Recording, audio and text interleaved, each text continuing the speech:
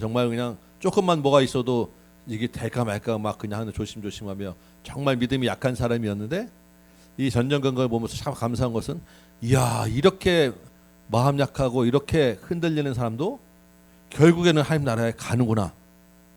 마지막 요단강을 건너가는데 그 요단강 건너갈 때 휩쓸려 갈까봐 특별히 천사들이 요단강을 지켜주고 보호해서 건너가게 해주시는구나 라는 걸 보면서 우리 인생길은 그래도 참 내 나약하고 부족하지만 갈 수 있겠다라는 어떤 위로와 힘을 얻는 그런 사람이었습니다. 이제 그 다음 장면들 몇 장면만 제가 이제 보면서 조금만 한번 짚어보고 오늘 마무리하고 다음 읽을 책으로 잠깐 소개하고 마치도록 하겠습니다. 375페이지 이제 보면 일행들의 이제 견증긍시 이야기를 마무리하고 계속 진행을 하는데 조금 넘어가 보시면 그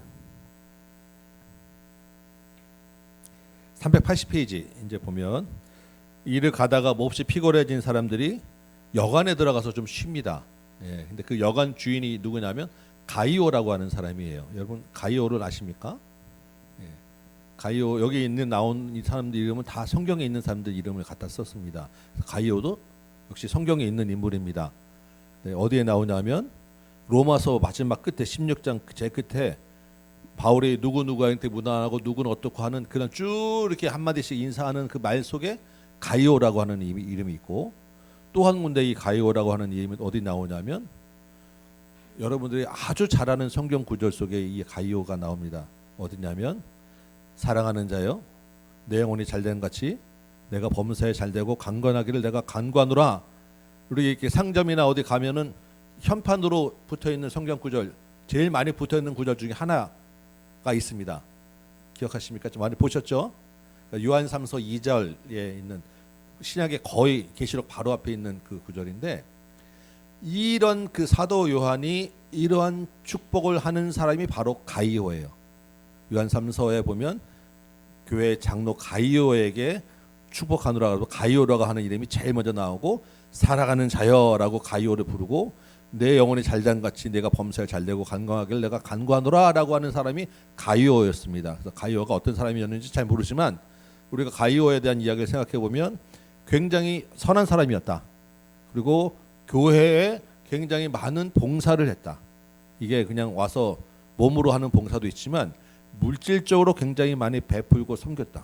그래서 교회의 성도들을 많이 베풀고 섬기고 먹이고 어려움을 많이 감당했다. 그래서 교회 장로들이 사도 바울이 또 사도 요한이 이 가이오를 향하여 당신은 교회의 기쁨입니다. 당신은 교회의 자랑입니다. 당신을 보니까 내가 참 기쁩니다라고 하는 표현을 했던 사람이 가이오였어요. 그래서 이 순례 여행하는 그 길의 여관 주인 이름을 가이오라고 이제 존 번연이 따왔는데 그만큼 가이오라고 하는 사람이 섬김을 많이 했다라는 거예요. 그러니까 이 여관도 이 순례자들을 섬기는 여관이었다라는 것입니다. 그래서 여러분들이 정말 우리 교회를 위해서 또 주의 그 나라를 위해서 백성들 성도들을 위해서 이것저것 정말 많이 섬기고 계시지 않습니까? 뭐 귤도 가져오시고 떡도 나누시고 빵도 나누시고 섬기는데 그 많은 섬김들이 다 교회의 기쁨이 되었고 그 교회의 기쁨 되는 것을 하나님이 아신다라는 것을 여러분 기억하시기 바라고 조금 넘겨보면 이 가이오가 이제 마지막에 이제 이 사람들이 가이오 집에서 굉장히 오랫동안 머물면서 회복하고 대접받고 이제 쭉 지내는데 몇 페이지냐면 재미있는 그 강의 하나 나옵니다. 가이오가 이제 여관이니까 사람들이 떠나잖아요. 그럼 이제 머물렀으니까 여관비를 지불을 해야 되잖아요. 근데 가이오가 돈을 안 받아요.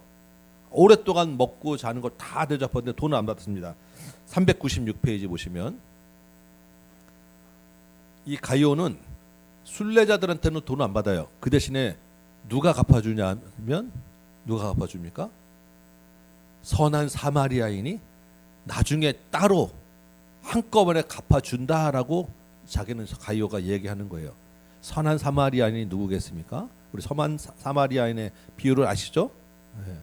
나중에 주님이 그거 장부에다 다 기록해놨다가 다른 사람을 통해서 주님이 주시는 복으로 갚아주신다는 거예요. 그러니까 지금 이렇게 베풀고 섬기고 교회의 기쁨이 되는 것을 주님이 다 아시고 하늘나라 장부에 다 기록해 놓으셨다. 그것이 떨어지지 않고 나중에 내가 알지 못하는 뜻하지 않은 다른 사람의 손길을 통해서 또는 하나님이 다른 일을 통해서 그 이상으로 충분하게 채워주신다. 이 믿음 여러분 기억하시기 바라고, 그래서 섬김의 그 기쁨을 맛보시기 바랍니다. 예, 가이오를 보면서 그런 참 은혜를 많이 받았어요. 예. 여러분 나중에 또 되시면 요한 3서 딱 한 장입니다. 책 한 거, 성경 한 권이 딱 한 장인데 요한 3서를 또 보시면서 우리가 막 이렇게 길거리 이렇게 상자 어디 뭐 집에 이렇게 붙어 있는 사랑하는 자여 내 영혼이 잘됨 같이 내가 범사에 잘되고 강건하기를 내가 간구하노라, 이 말씀의 의미가 무엇인지 한번 좀 묵상해 보셨으면 좋겠습니다. 그래서 가이오와 같이 섬기고 또 주님의 기쁨이 되고 교회의 기쁨이 되는 여러분 되시기 바랍니다. 아멘. 아멘. 네, 좋습니다.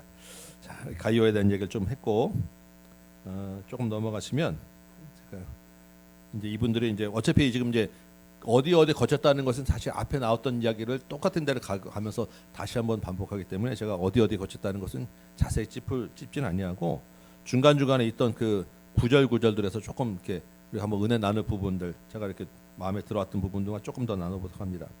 우리 389페이지 이제 보시면 수수께끼를 내죠. 389페이지. 예. 수수께끼를 한번 맞춰보시기 바랍니다. 용감무쌍이라고 하는 사람이 수수께끼를 내죠. 죽이려는 자는 먼저 정복당해야 하고 밖에서 살려는 자는 먼저 집에서 죽어야 한다. 이게 무슨 뜻입니까? 네. 답은 다 나와 있지만 수수께끼를 한번 풀어보시기 바랍니다. 네. 우리 박상훈 감독님 혹시 수수께끼에 답을 아십니까? 네. 모르십니까? 모를 수가 없는데 이거. 왜냐하면 답이 390페이지에 나와 있습니다.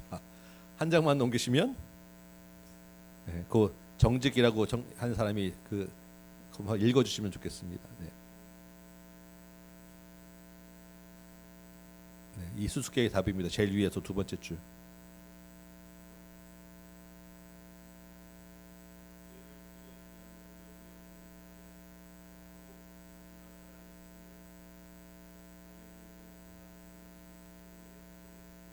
네, 뭐에 대해서는 죽어야 한다고요? 죄에 대해서는 죽어야 하고, 또 믿음에 대해서, 은혜에 대해서는 살아야 한다. 우리가 좀 요즘 계속 예수님의 말씀에 따르면 이게 바로 자기 부인입니다. 자기 부인. 나를 부인하고 예수님의 십자가를 지라하라는 게 이 수수께끼의 답이에요. 죄에 대해서는 내가 죽고 은혜에 대해서는 살아서, 나 스스로에는 죽고 내 안에 있는 그리스도는 살아서.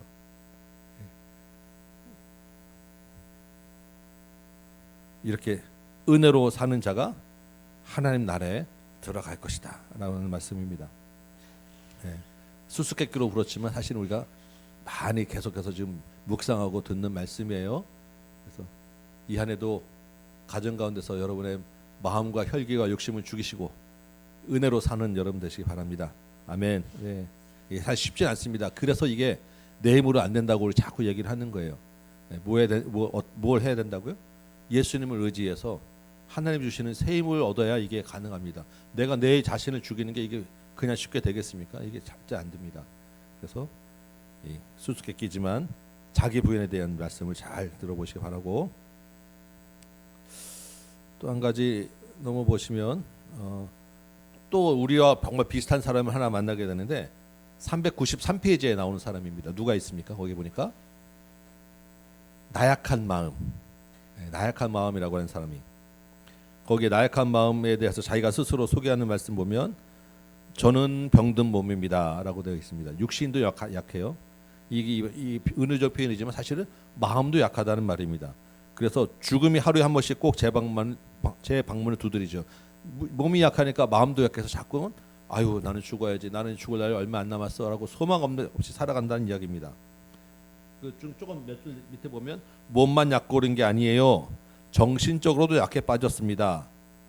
이런 사람이 나약한 믿음인데, 이 사람이 이제 그래도 불구하고 이 나약한 마음이 그 안에 뭐가 있냐면 평생을 기어서라도 순례길을 가고 싶어요라고 하는 믿음이 있습니다. 그럴 수만 있다면 말입니다. 이게 바로 오늘 본문에서 나왔던 아버지의 그 기도. 나 좀 도와주세요. 나도 믿음이 없는 나를 도와주세요. 내가 이 나약한 마음의 표현으로 하면 내 몸도 약하고 정신도 약해서 나는 갈 수 없는데 그래도 순례길에 가고 싶은 믿음이 있으니까 나 좀 도와주세요라고 하는 고백을 하는 사람이 바로 이 나약한 믿음이에요. 저 여러분 육신에 강건하고 지금 이렇게 나와 있지만 그 강건함이 아니라 실제로는 나는 약해요라는 한 고백으로 여러분 나오시기 바랍니다. 우리 한 집사님 건강한 육체지만 예전에 한성배가 아닙니다. 이제 약해요 라는 믿음으로 나오시고, 우리 다 마찬가지예요. 이재진 집사님 키는 크고 제 얼굴은 또 미남이시지만 이 얼굴로 안 돼요. 이 키로 안 돼요. 주님 나를 도와주세요. 나도 끝까지 순례길을 가고 싶어요. 이 믿음이 나약한 믿음이에요. 우리가 가져야 되는 나약한 마음. 근데 이 나약한 마음을 뒤에 우리가 이제 끝까지 아마 보셨겠지만 일행에 항상 제일 뒤쳐주고 꼭 다른 사람이 다 돌봐줘야 되는데 끝까지 이 사람이 그래도 완주해서 하나님 품에 안겨요. 그래서 그 393페이지 밑에서 세 번째 줄에 보면 이렇게 되어 있습니다. 이 나약한 마음 앞에 뭐가 있냐면 고난의 언덕이 항상 있습니다. 다른 사람은 쉽게 가는 길도 이 사람한테는 다 고난이에요. 그래서 이 고난의 언덕, 내가 넘기에는 힘든 곳인데 어떻게 하냐면 하인 한 사람을 시켜서, 해석자의 집 해석자 성령이었잖아요. 하인 한 사람을 시켜서 업어다 주도록 해주. 우리가 이 나약한 마음으로 가는데 우리 안 돼요라고 해서 나는 정말 그냥 정말 억지로 가는데 그런 것 같지만 사실은 주님이 천사를 보내주셔서 나를 업어서 그 고난의 길을 넘어가게 해주신다라는 거예요. 우리 한 사람 한 사람을 다 하나님이 그때 어려운 가운데서 업어서 길러주시고 고난의 언덕을 넘어가게 해주셨다라는 것입니다. 그러니까 끝까지 갈 수 있어서 394페이지 보면 이 나약한 마음이 정말 흉악한 악당의 손에 잡혀 있었잖아요.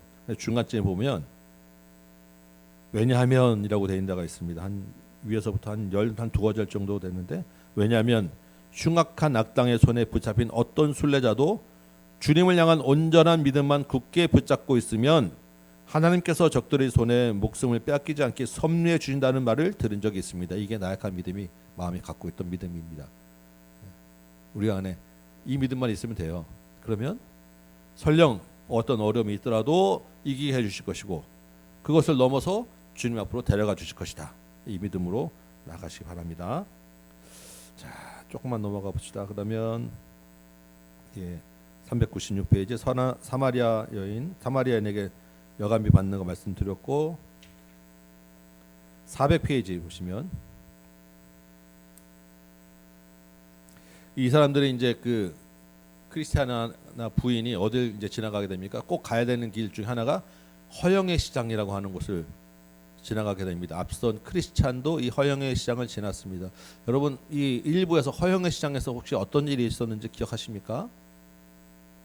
혹시 허영의 시장에서 어떤 일이 있었는지, 여기인데 여기 허망시장, 여기서 혹시 어떤 일이 있었는지 기억하십니까? 네. 뭐라고요? 두들겨 맞고, 맞아요. 두들겨 맞고, 맞아요.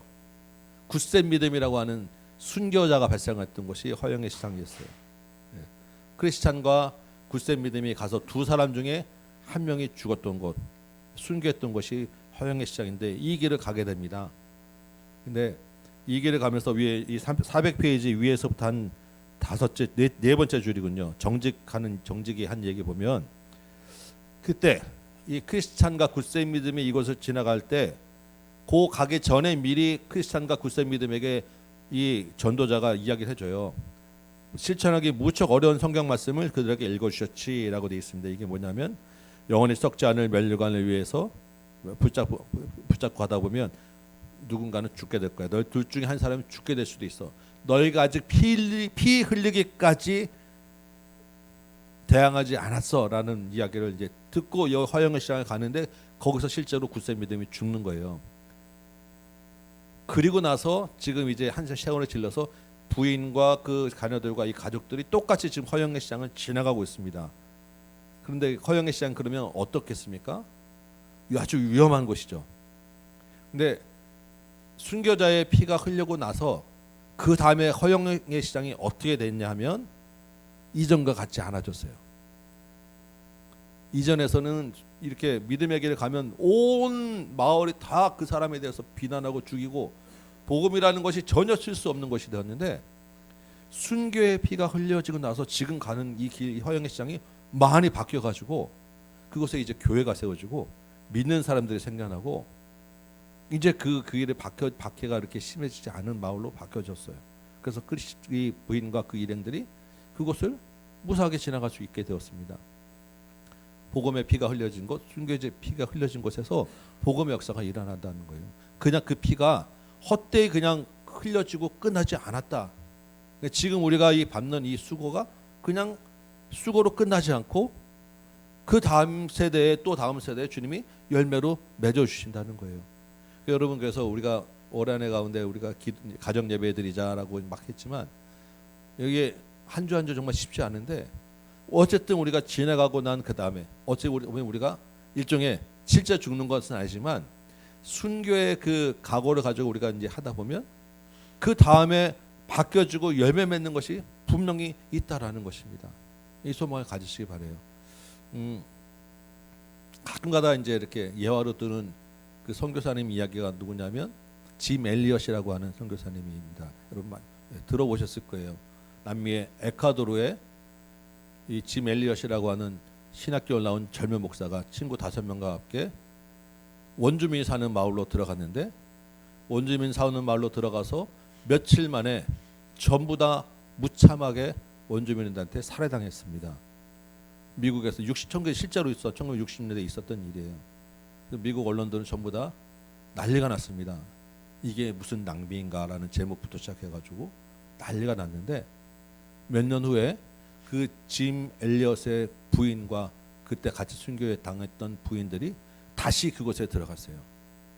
그리고 그곳에서 당신들이 죽인 사람이 내 남편이다라고 이야기하고 그곳에서 선교해서 그곳이 원주민들이 전부 다 예수님을 믿고 교회가 세워지고 실제로 그 짐 엘리엇을 찔러 죽였던 그분이 나중에 목사님이 되셔서 그곳에서 목회를 하시고 복음의 피가 흘려진 그 이야기가 책으로도 나오고 영어로도 나오고 지금까지 우리 마음에 계속 이렇게 전해져 오고 있습니다. 순교의 피는 절대 그냥 흘러가지 않는 거예요. 우리의 수고가 반드시 열매로 맺게 되어 있습니다. 눈물을 흘리며 씨를 뿌린 자는 기쁨으로 그 단을 거두리로다. 네, 여러분 믿음을 가지시고 소망을 가지시고 이 한 해를 보내시기 바랍니다. 네, 제가 이제 생각을 하면서 가정 예배를 이제 우리가 이렇게 점검표도 하고 막 이제 강조를 하는데 실제로 이제 어린 자녀들하고는 그래도 좀 다시겠지만 우리 사춘기 자녀들이나 우리 청년들하고 쉽지 않을 수도 있습니다. 애들의 반항도 있을 거고 우리 언제 하자라고 이게 딱 잡기도 쉽지 않고 그만 이제 저희도 이제 그런 시대를 겪어서 우리 저희 아들 딸하고 제가 많이 싸우고 막 그냥 정말 예배 시간만 내면 그냥 그 이후에 전부 다 가족들이 다 마상 입어가지고 한동안 얘기 안 하고 예배를 드리러 하는 건지 왜 이런 시기를 몇 년을 보냈는데 그래서 진짜 너무너무 힘들었어요. 이렇게 쭉 돌아보니까 아니 참 내가 미련했다라는 생각들을 많이 하게 돼요. 그러니까 여러분들도 우리 다음 세대한테 강조하고 하는 것은 제가 할 테니까 여러분들은 가정에서 자녀들과 잘 지내시기 바라고 가정 예배를 이제 가서 하시더라도 혹시 좀 어렵고 잘 안 되면 억지로 끌어다가 서로 마상 입지 마시고 여러분들끼리 먼저 시작을 하시면 됩니다. 예배 들고 있으면 또 언젠가 그 예배 자리에 오게 됩니다. 그 소리 듣고 부모가 기도하는 소리 들으면 그래서 그 예배 때문에 율법으로 강요해가지고 서로 막 그냥 하지 마시고 또 한 번 더 넘어가시고 한 번 더 참으시고 그러나 예배는 끊이지 않도록 여러분들이 끌고 가시기 바래요. 이해되시죠? 저도 해보니까 그렇더라고요. 그때 막 붙잡아서 막 이렇게 억지로 하는 거 하면 나중에 예배가 오히려 그 우리 아이들 마음에 상처로 남게 되더라고요. 근데 그 시기 조금만 지나고 나면 그 기도가 마음에 움직여서 돌아오게 해주는데 그 어려울 때만 조금 지나면 되는데라고 했던 그 아쉬운 생각들을 많이 갖게 돼요. 여러분들이 끌고 가시되 그것으로 가정의 분란과 기쁨을 잃어버리지 마시고 우리 짐이 되지 않도록 하셔도 좋겠다라는 제 생각이 들었습니다. 그 대신 저는 앞에서 제가 강조하고 제가 강요하겠습니다. 저 때문에는 마음 상처 받지 마시고 잘 들어주시면 좋겠습니다. 자, 계속 봅시다. 410페이지 보면 이 거룩이라고 하는 사람의 이야기가 있습니다. 위에서 여섯 번째 줄이죠. 한번 읽어주실래요?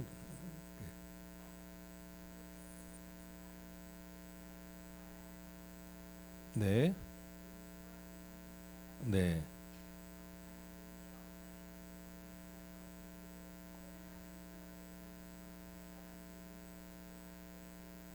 네. 용기가 있어야 됩니다. 용기. 용기라고 하는 것은 믿을 수 있는 용기, 믿음의 표시를 낼 수 있는 용기라고 저는 생각이 됩니다. 이 길을 갈 때 주님이 나와 함께 하시다라는 분명한 용기를 가지시기 바라고, 그래서 어디 가셔든지 그래도 나는 빛에 있다라는 것을 드러낼 수 있는 용기를 가지시기 바랍니다. 내가 주님의 빛을 드러내지 않으면 주님이 나와 함께 하시기 어려워요. 내가 복음을 부끄러워하지 아니하면 주님도 나와 같이 하시는 것입니다.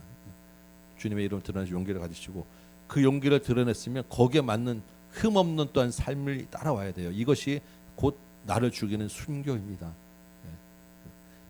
예수 믿는 자가 되었으면 밥 먹을 때 그래도 식기도는 한 번씩 하셔야 되고, 저녁에 회식 자리에 가더라도 다른 사람과 다르게 말해서 삶에서 다른 것들을 보이셔야 되고, 혹시 전부 다 괜찮아 하라고 하면서 불의한 일을 하게 될 때 나는 아니야라는 것을 분명히 나타내 줄 수 있어야 된다.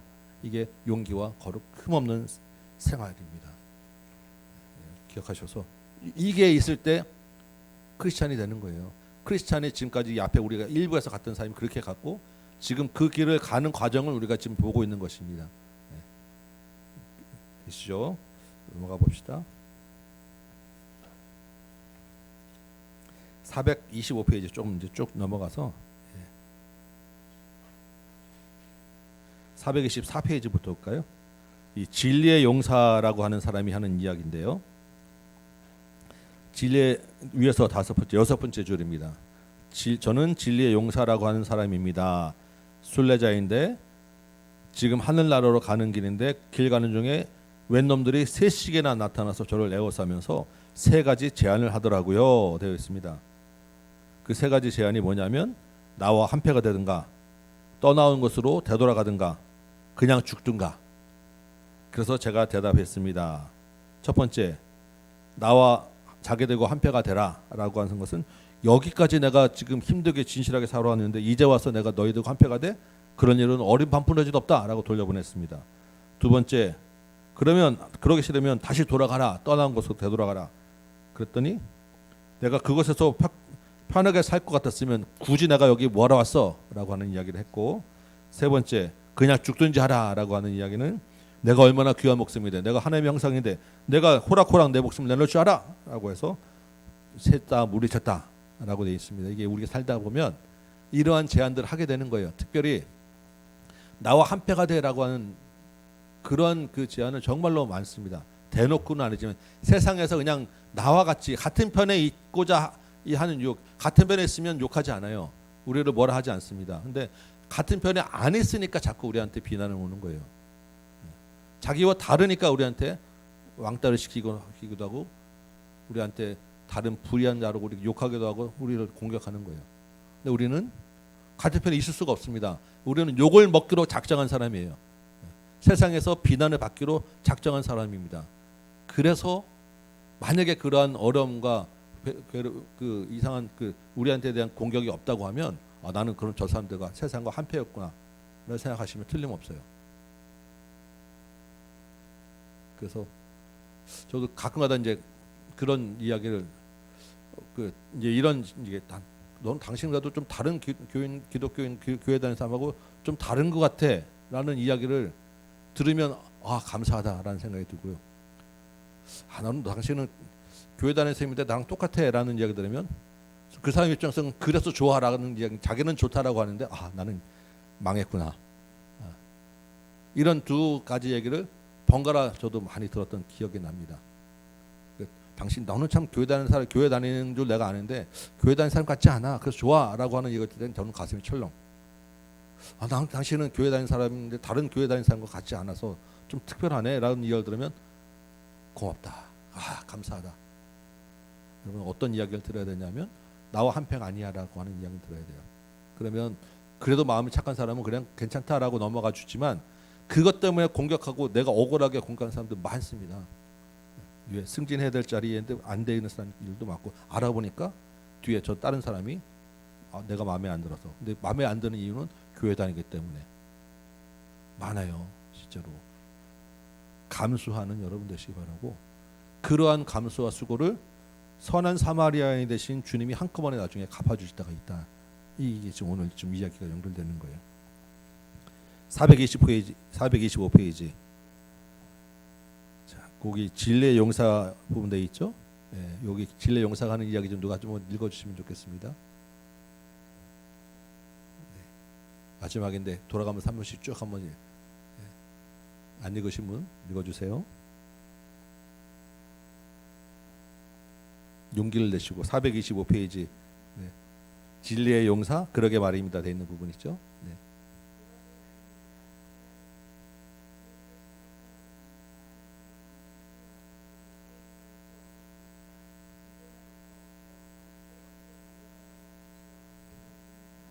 네, 이 연결을 가지시기 바랍니다. 3대1, 100대1 다 덤벼도 우리 눈이나 깜빡하나. 왜냐하면 그보다 더 큰 천군 천사를 거느리신 하나님이 우리와 함께 하시기 때문에. 그 다음에 계속 읽어주세요.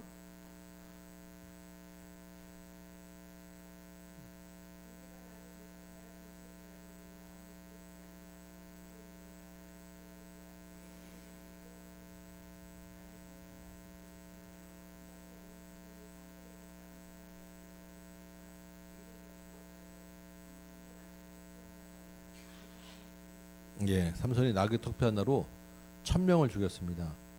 근데 이 1000명 죽이고 나서 죽일 때 하나님 나를 도와주세요라고 하는 믿음으로 1000명을 블레셋 사람들 죽였어요. 그러고 나서 어떤 일이 있었냐면 1000명을 죽인 그 다음에 탈진하잖아요. 너무 힘들어가지고 어디 가서 내가 이제 물 한 모금도 먹었으면 좋겠다 그러는데 그곳이 온통 바위 틈만 있어가지고 물 먹을 데가 없는 거예요.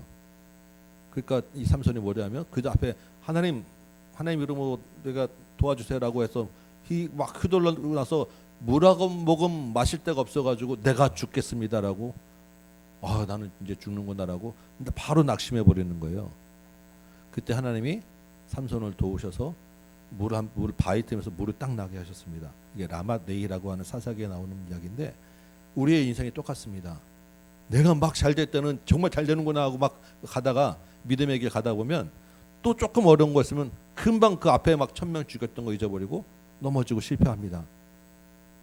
그 믿음은 어디 가고 1000명 죽인 건 어디 가고 1000대1, 100대1로 싸운 건 어디 가고 아주 작은 것 하나에 넘어지기 쉬운 게 또 우리 믿음이에요. 그러니까 담대하게 싸우시고 그 다음에 오는 영적 공허함에서 또한 견뎌내시고 버텨내시기 바랍니다. 이게 정말 무서운 일입니다. 지금 우리가 막 여러분 뜨거울 때 성령 충만할 때 그때 다음에 오는 그 잠깐의 그 시간들이 있습니다. 요때를 아주 경계하시면 그때 주님의 도우심 반드시 구하는 여러분 되시기 바랍니다. 자, 넘어가 봅시다.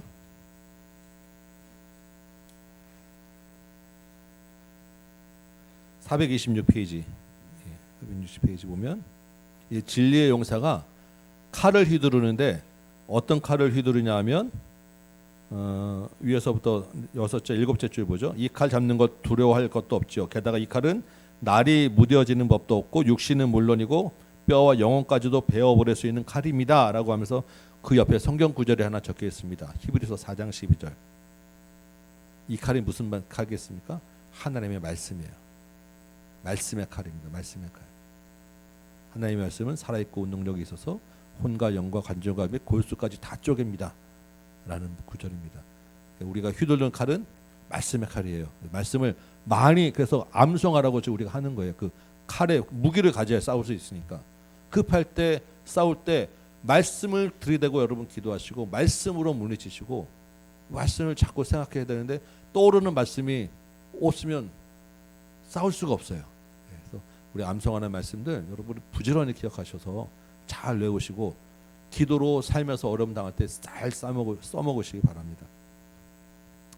오늘 암송 말씀이 뭐였죠? 네, 이런 때 칼이 없어요. 지금 우리가 칼을 뺏겼어요. 이미. 네, 그죠? 네, 기도 외에는 다른 종류가 나갈 수 없느니라. 이 칼 붙잡고 싸워 휘둘러야 되잖아요. 그래서 벌써 한참 지나서 이미 벌써 목이 날아갔습니다, 이미 여러분. 그러나 또 우리 안에 성령께서 도우셔서 이길 줄 믿습니다. 자, 우리 433페이지 잠깐 볼까요? 이제 거의 이제 이 일행이 거의 이제 막바지에 와서 이 마법의 땅이라는 곳을 지나가게 돼요. 이 마법의 땅은 너무나도 피곤하고 졸리게 하는 땅이에요. 그래서 그 땅을 지나가면서 다 잠이 듭니다. 근데 한 번 잠들면 깨어나지 못해서 이거 절대 이제 잠들면 안 되는 곳을 앞도 안 보이고 길도 안 보이는데 잠은 쏟아지는 그곳을 지나가게 되거든요. 근데 433페이지에 보니까 밑에서 이제 두 번째 단 천신만고 끝에 찾으셨어요? 천신만고 끝에 그들이 한 정자에 이르렀습니다. 멋진 처마와 아름다운 꽃과 잎사귀들로 꾸며져 있고 긴 벤치도 있고 등받이가 있고 의자까지 갖추져 있어요. 순례자들이 안락한 휴식을 취하기에 그만이었습니다. 자, 여러분, 이 정자가 순례자들을 위해서 쉬라고 만든 곳이겠습니까? 아니면 잠들게 하기 위해서 만든 곳이겠습니까? 잠들게 하기 위한 곳이에요. 이 마법의 성 땅을 거의 끝자락에 정말로 너무나도 피곤한 그 사람들을 잠깐 앉아서 쉬게 만든 곳이에요. 앉으면 잠들게 되어 있는 곳입니다. 그래서 이 사람들이 어떻게 돼요? 발걸음 멈추지 않고 끊임없이 경고하는 그 용감무성의 이야기를 들으면서 그곳을 간신히 벗어나게 되는 거예요. 이거 보면서 제가 그런 생각이 들었어요. 만약에 이것을 혼자 지나갔다고 하면, 이 정자를 그냥 지나칠 수 있었을까? 분명히 잠깐 앉았을 거고, 앉을 수밖에 없는 것이에요. 너무 더 피곤하고 너무 더 유혹적이어서. 그런데 옆에서 깨워주고 경고하는 동행이 있으니까 같이 간 거예요. 이 순례길은 그래서 절대로 우리가 혼자 가는 게 아니라는 것을 다시 한번 우리가 뼈저리게 봅니다. 우리 같이 가는 거예요. 여러분들 서로 지금 자면 안 됩니다. 깨워주셔야 되고, 조금만 더 가면 됩니다. 여러분 도와주시고 밀어주고 끌어주셔야 돼요. 나약한 마음, 그 힘든 사람도 이 길을 벗어났어요. 왜냐하면 같이 갔기 때문에. 혼자 갔으면 분명히 여기는 넘어질 수밖에 없는 것이고, 여기 앉으면 그냥 잠자서 끝나는 것이에요. 우리 인생이 지금 계속 그렇습니다. 우리 공동체, 우리 목장, 여러분 삶이 너무나도 중요합니다. 같이 가셔야 돼요. 같이 나누시고. 자, 봅시다. 그래서 436페이지 보면 그 얘기가 있는 거예요. 위에서 보면 여행 네 번째 줄, 다섯째 줄이죠. 여행길의 막바지에 이곳에서 가장 피곤해질 테지라고 생각한 곳에 쉴 만한 정자를 만들어서 유역한다라는 것입니다. 여러분, 우리 인생길 가다가 정말 거의 끝났을 쯤 되면서 살짝 달콤한 유혹이 오면 절대 몰지 마시고, 그런 유혹이 왔을 때 공동체에 와서 나누시고, 이런 유혹이 오는데 어떻게 하면 좋겠나. 그래서 다른 사람들에 의해서 경고도 받으시고 힘을 받으시기 바래요. 자, 이제 다 넘어갔습니다. 그래서 이제 450페이지 보니까 450페이지 보죠. 이제 마지막 강 앞에 모여서 이제 마지막 인생을 나누는데 어떤 일이 있냐면, 배달부가 한 사람 초청장을 전달하는 거예요. 자, 이제 당신한테 누구한테 초청장이 왔습니다. 그러면 그 사람은 이제 떠날 때가 된 것입니다. 그래서 학구부동도 떠나고 정직도 떠나고, 거기서부터는 각자 가는 거예요. 마지막 죽음의 길은 각자 갑니다. 순서는 없는데, 그냥 모든 순서라는 것은 주님이 우리를 부르시는 순서. 여러분 각자에게 천사의 배달부 천사가 와서 자 이제 갑시다라고 하면 그때 따라가시면 됩니다. 그러면 우리 보통 대부분 다 이제 내가 갈 때가 됐다라는 걸 안다고 하잖아요. 우리 어른들 이렇게 보면 다 돌아가실 때 마지막 생각해 보면 그때 이제 곧 돌아가실 거 아셨구나, 본인이. 이런 생각들을 갖게 돼요. 마지막 정리를 잘 하시고 가시기 바랍니다. 마지막 인사 잘 하시고 자신을 잘 정리하셔서 마지막 주님 품에 안기시기 바랍니다. 이 죽음의 강이 452페이지 보면, 이 강은 많은 사람들에게 공포의 대상이고 소름 끼치는 그런 생각만 해도 소름 끼치는 대상이었습니다. 그런데 지금 이제 그 천사의 배달부 천사의 통제를 받고 마지막 순례길을 마친 사람에게는 편안하게 서 있는 강이 되는 것입니다. 주님의 은혜 가운데 편안하고 기쁨으로 이 강을 건너가셔서 다시 만나는 저와 여러분 되시기 바랍니다. 우리 순례의 길을 이제 모두 마쳤습니다. 여러분 한참 재밌게 읽으시다가 끝에서 좀 힘을 좀 잃으셨을 것 같긴 한데 마지막 부분들 좀 다시 한번 좀 읽으셔서 이 천로역정의 그 끝을 잘 마무리하시고 여러분도 저도 이 인생길 잘 가시기 바랍니다. 수고 많이 하셨습니다. 네. 목장에서 이제 한 번씩 그 소감들도 좀 나눠보시기 바랍니다. 오늘 이렇게 지금 나누면 또 좀 부담이 되실 것 같아서 제가 오늘은 특별히 더 이상 시키지 않겠습니다. 처음 원래는 한 사람 한 사람씩 다 조금 한 마디씩 좀 들어봐야지라고 하는 마음으로 처음 시작했는데 여러분 각자 나누시고 목장에서 나누시기 바랍니다. 그 대신에 이제 다음 주부터 읽을 책, 이번 주부터 이제 새로 읽을 책 잠깐 소개하겠습니다. 우리가 이제 보니까 세 번째 읽을 책이에요. 지금 제 생각에는 올해 한 상반기 정도까지만 읽고 요 책하고 한 권 정도 원래 처음 시작할 때부터 제가 이거는 해야지라고 생각했던 책이 하나 있는데 그거까지 요거까지 한 두 권 정도만 더 하고 이제 다시 원래 성경 강좌 좀 가려고 합니다. 이번에 읽을 책은 이 책입니다. 이거 읽어보셨어요? 네. C.S. 루이스라고 하는 이름은 아마 들어보셨을 거예요. 이 책은 우리 고전이라고 하면 오랜 시간 동안에 살아남은 책을 고전이라고 합니다. 그래서 우리 천로역정은 1600년대 책이고 그 앞에 있던 그리스도를 본받아는 1400년대 책이고 500년 600년 동안 읽혀지고 살아남아서 읽혀진 책을 고전이라고 하는데 이 순전한 기독교는 1950년대에 나왔던 책입니다. 1950년대 이 C.S. 루이스가 1960년 초반에 돌아가셨으니까 그러니까 지금부터 한 100년도 안 된 책이에요. 사실은 이제 고전이라고 하기에는 좀 너무 이른 책인데 그럼에도 불구하고 그 짧은 시기에 이미 고전의 반열에 확고하게 올라선 책이라고 우리 볼 수 있어요. 아 이거는 이미 고전이야라고. 그래서 이 책에 대한 이야기를 간단히 좀 드리고 이 책 그 다음부터 이제 읽도록 하겠습니다. 이 책에 대한 평가는 이렇습니다. 사실 20세기 기독교 명저 중에 1위다. 20세기에 나온 책 중에 기독교 책 중에 최고의 책이다.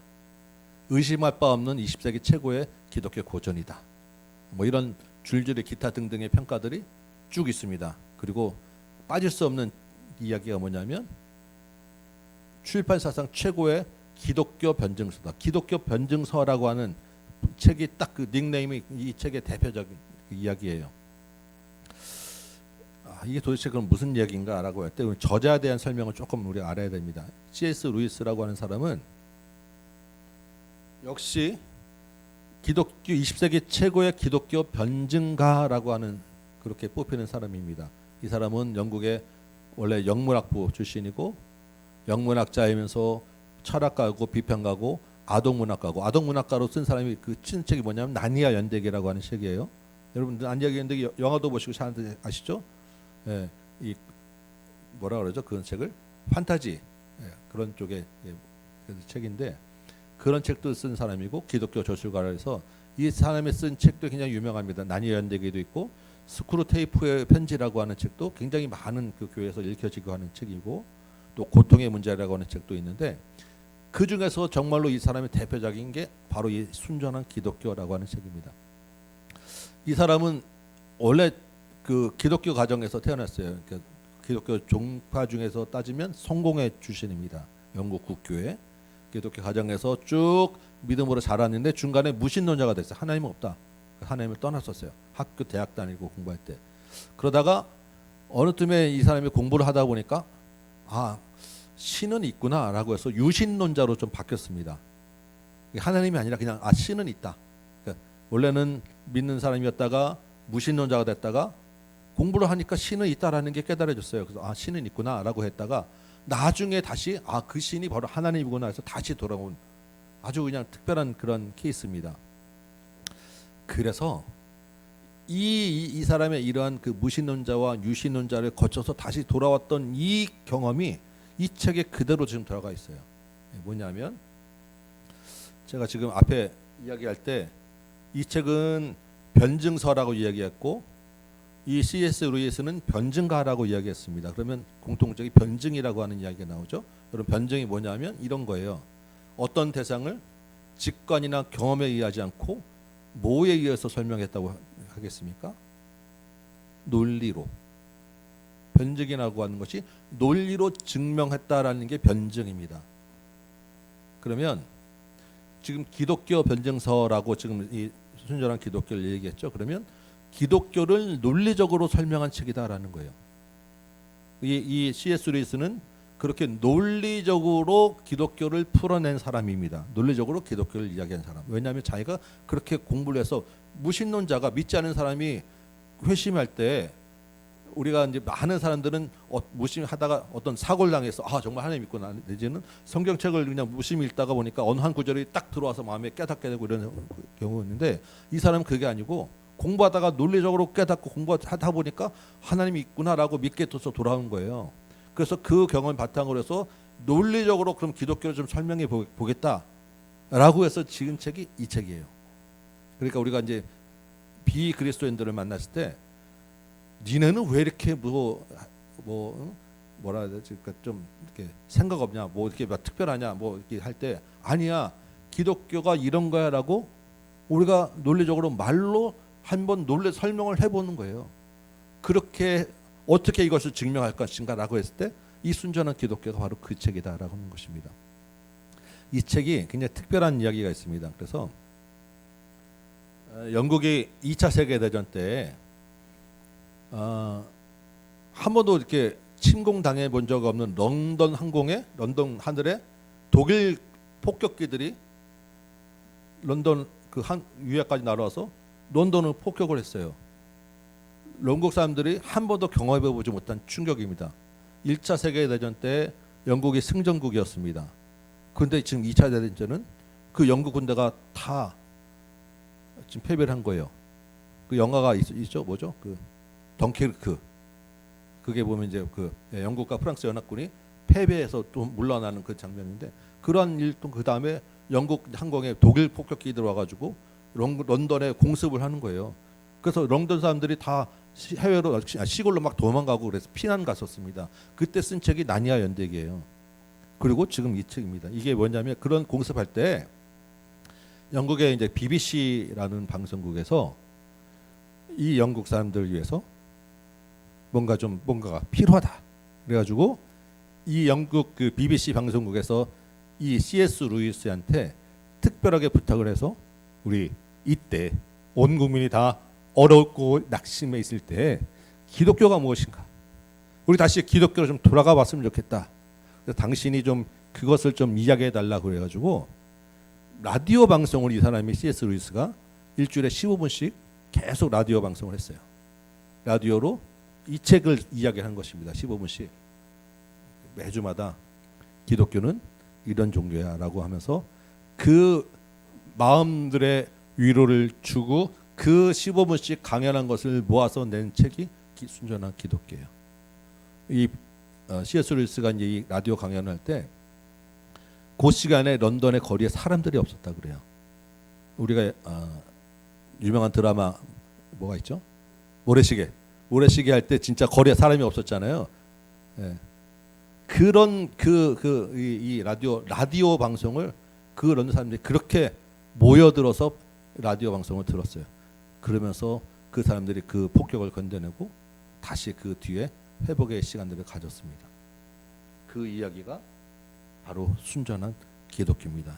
그래서 이 책을 보면서 이제부터 내가 합리적으로 한번 기독교를 설명해 보겠습니다 라고 하는 제목을 가지고 여러분들이 이 책을 공부하시고 보시면서 한번 생각해 보시기 바래요. 그러니까 좀 특별해요. 보통 보면 우리가 기독교에 대한 우리 복음을 이야기하면 성경 구절 몇 절은 이렇게 돼 있고 몇 절은 이렇게 돼 있고 성경 구절 가지고 우리가 복음을 풀어내는데 이 책은 한동안 앞에 볼 때 성경 구절이 나오지 않아요. 일반적으로 뭐가 있냐? 이 세상에는 옳은 것이 있고 그런 것이 있고 이러면서 옳고 그름의 문제부터 해서 그냥 일반적인 그런 생각을 가지고 쭉 하면서 그러니까 신은 있지 않겠니? 그러니까 그 다음에는 뭐가 있지 않겠니? 창조주가 있지 않겠니? 그래서 그분 하나님이야. 이런 이야기를 지금 하고 있습니다. 그러니까 조금 어려울 수도 있어요. 예, 여러분 이게 논리적으로 이렇게 따라가는 게 쉽지는 않은데 한번 이렇게 잘 좀 생각하시면서 이 사람 이야기를 한번 좀 적어보면서 한번 좀 이 책을 읽어보면 좋겠다. 아주 특별한 경험이 될 것으로 저는 믿습니다. 이 책은 그래서 이렇게 돼 있어요. 처음에 우주에는 이 세상에는 도덕적인 게 있고 비도덕적인 게 있고 우리가 근데 일반적으로 우리가 하는 도덕이라는 게 정말 그게 진짜 선일까? 아니야. 또 뭐가 있지 않을까? 이런 이야기를 하는 게 옳고 그름에 대한 이야기고 그래서 그러면 우리는 무엇을 믿는가? 그럼 우리는 어떻게 살아야 되는가? 이런 이야기들을 이제 하나씩 할 겁니다. 그래서 이번 주에 이제 제가 다음 주에 이제 한 주 쉬니까 2주 동안에는 이 옳고 그름에 대한 1챕터 1을 좀 여러분 읽어보시면 됩니다. 이게 한 60페이지 정도 됩니다. 그러니까 원래 한 주에 한 15분 정도 분량이니까 좀 몇 페이지 안 되는 분량이잖아요. 그거를 이제 우리는 한 주 따라갈 건데 2주니까 이 챕터 1 머리말부터 챕터 1까지만 여러분 좀 읽어오신 다음에 2주 후에 제가 그거 저하고 한번 논리적으로 한번 좀 따져 보도록 하겠습니다. 예, 되시죠? 이제 그러면 이제 책을 사셔야 되겠죠. 예, 책은 이렇게 돼 있습니다.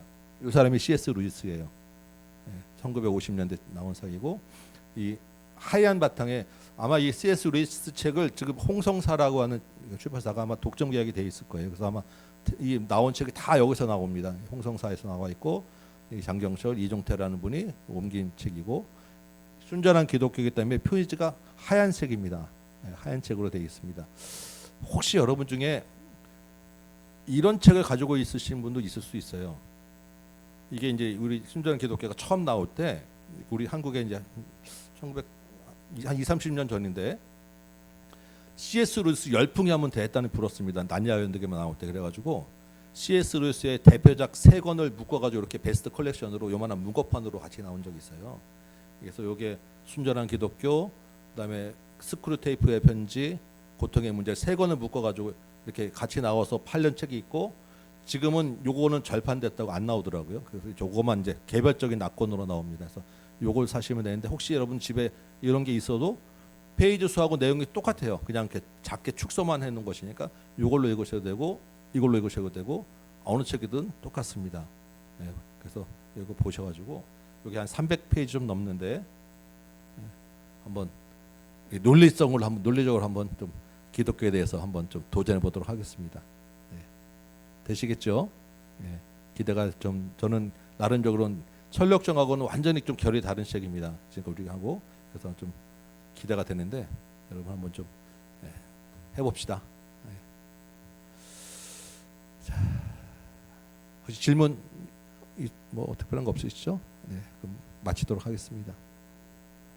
자, 기도합니다. 아버지 하나님, 우리의 철로 역정에 대한 이야기들을 나누면서 우리의 믿음의 길을 공부하게 하시니 감사하고 그 길들 가운데 끝까지 하는 날의 품에 안기는 것을 우리가 보게 하시니 감사합니다. 이 믿음 가지고 우리 남은 인생길도 승리하도록 도와주옵소서. 특별히 이제부터는 우리가 믿는 바가 무엇인지 이 새로운 책으로 또한 공부하고자 하오니 지혜도 주시고 깨닫게 하셔서 우리의 믿음에 대한 더욱 분명한 확신도 가지게 하시고 이 믿음의 길 잘 가시도록 도와주옵소서. 예수님의 이름으로 기도합니다. 아멘. 네.